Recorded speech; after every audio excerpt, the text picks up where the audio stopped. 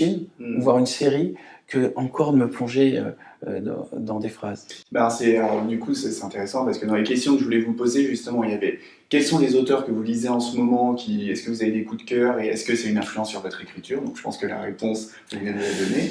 Ouais, non, alors moi, c'est un peu compliqué. J'étais fasciné par un auteur qui m'a fait tout d'un coup relativiser tous les autres auteurs, c'est Philippe Cadic. J'avais un ami qui ne lisait que Philippe Cadic, je trouvais ça extrêmement limité comme lecture.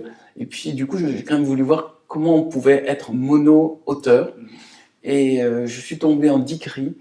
Et à un moment, je me suis aperçu que cet auteur allait beaucoup plus loin que les autres. Je pense, entre autres, parce qu'il prenait de la drogue. Et il avait donc une pensée qui était beaucoup plus puissante. Enfin, bizarre, mal contrôlée. Il en est mort. Mais en tout cas, j'ai vu une pensée en avance.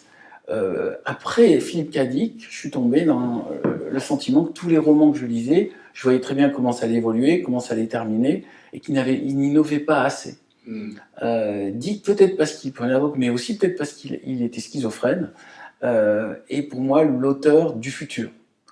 Donc je ne vais pas tout le temps regarder des choses qui ressemblent à d'autres choses, alors que j'ai goûté à ce niveau de plaisir de lecture.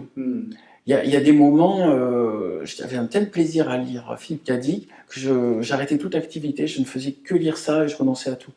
C'est vraiment comme une entrée en spiritualité. Et ça m'a fait comprendre des tas de choses que je n'avais pas compris avant. Philippe Cadic m'a fait me poser des questions qui ne m'avaient même pas traversé l'esprit.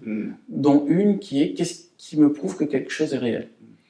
Maintenant, c'est devenu un peu avec Matrix et tout ça, c'est devenu classique, mais moi j'avais lu ça dans les années 80, et cette idée de remettre en question le réel et que peut-être tout n'était qu'illusion, j'avais vu que dans le bouddhisme avec la notion du voile Maya, le voile de l'illusion, et là de le voir, la question posée clairement, qu'est-ce qui te prouve que tes souvenirs sont vrais, qu'est-ce qui te prouve que ce qui t'entoure est vrai, en lisant Dick, ça me mettait dans cet état-là de remise en question de tout.